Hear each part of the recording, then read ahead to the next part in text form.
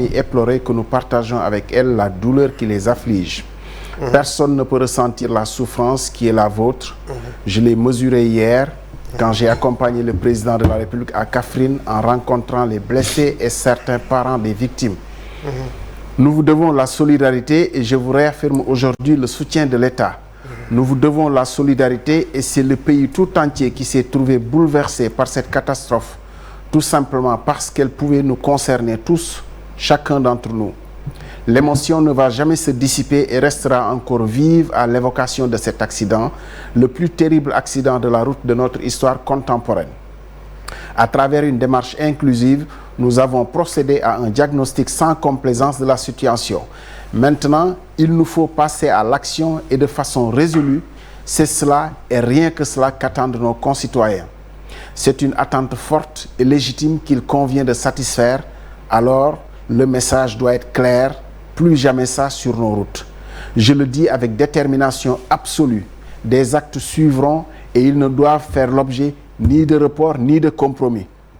Nous serons sans concession avec ceux qui contreviennent aux règles édictées pour garantir l'intégrité physique de nos concitoyens. Un des probables facteurs d'altération de l'efficacité des mesures que je vais énoncer sous peu reste le manque de suivi. Il convient d'y remédier. Ce terrible accident qui a frappé notre pays hier doit déclencher une prise de conscience pour renforcer les mesures de prévention et de sécurité. Il ne faut pas relâcher nos efforts pour faire progresser la sécurité sur les routes. La sécurité routière était et restera une des priorités d'action du gouvernement et les services de l'État sont particulièrement mobilisés pour surveiller les routes, contrôler et, si nécessaire, réprimer les infractions commises. Notre mobilisation collective doit être sans faille pour lutter contre l'insécurité routière. Les mesures que l'État va appliquer se veulent une rupture que l'on pourrait qualifier de structurée, car toutes les parties prenantes ont été associées à la réflexion. Dans cette perspective, j'engage 1. Le ministère des Forces armées, en relation avec le ministère de l'Intérieur et le ministère en charge des Transports, de soumettre au gouvernement dans un délai de 15 jours un projet de décret portant mise en place d'une structure autonome multisectorielle dirigée par un officier supérieur sous l'autorité du ministre des Transports et chargé de l'application rigoureuse des dispositions du Code de la route. 2.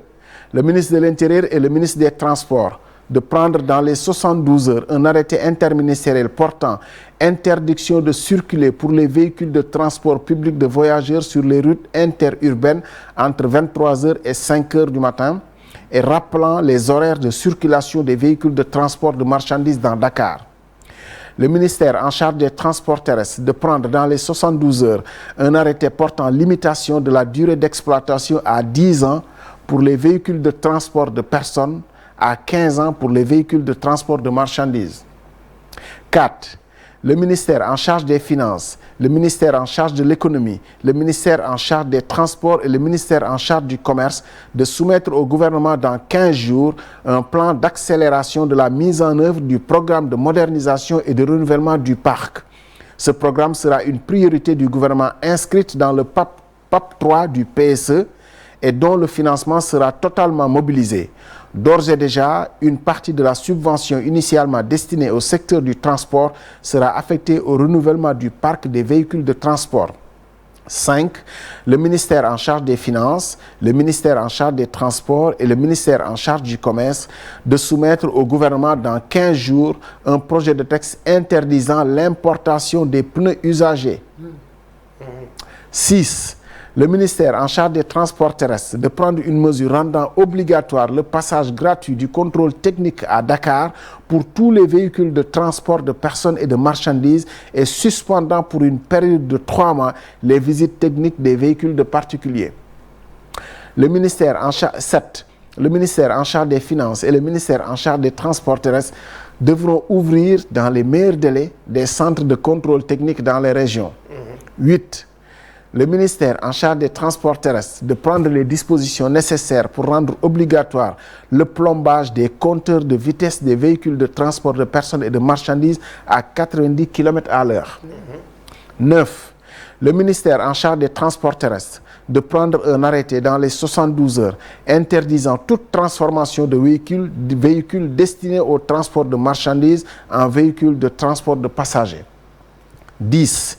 Le ministère en charge des transports terrestres de prendre dans les 72 heures un arrêté portant interdiction de tout transformement des véhicules visant à augmenter les places assises pour les passagers ou à créer des porte-bagages supplémentaires. 11.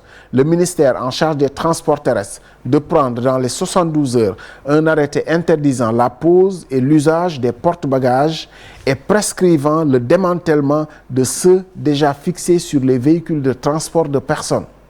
12. Le ministère en charge des transports terrestres, en relation avec le ministère en charge du commerce, de prendre un acte dans les 72 heures portant révision des conditions d'octroi de l'agrément de transport, de même que des spécifications techniques des véhicules destinés au transport de personnes et des marchandises. 13.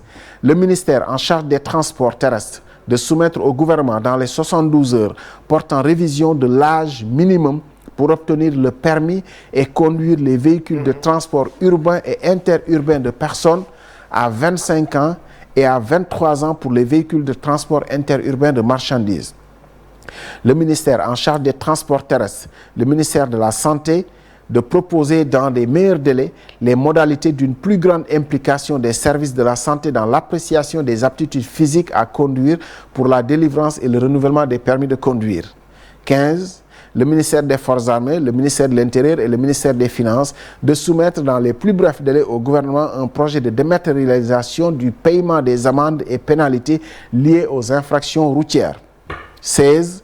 Le ministère en charge des transports terrestres de soumettre au gouvernement un acte réglementaire rendant obligatoire le port du casque pour tout conducteur et passager des véhicules à 2 roues.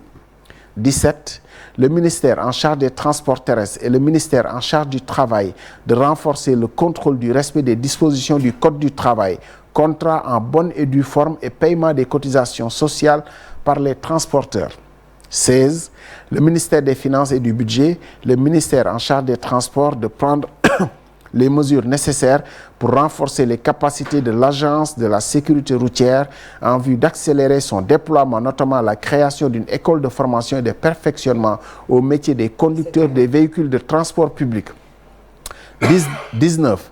Le ministère des Finances et du Budget, le ministère en charge de l'économie, le ministère en charge des transports de soumettre au gouvernement dans un délai de 15 jours un plan de renforcement des sociétés nationales de transport public pour augmenter notamment leur capacité, au pluriel. 20.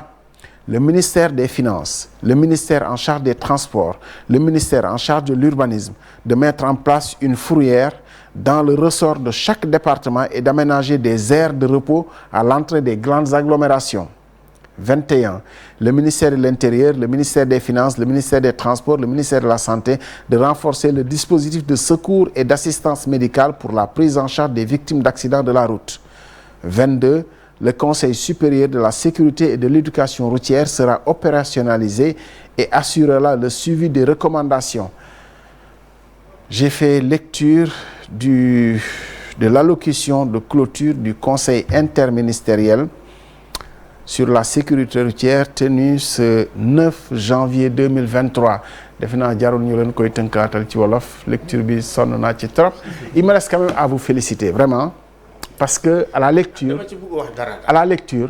je me rends compte qu'il y a beaucoup de choses yoo xam ne nii vraiment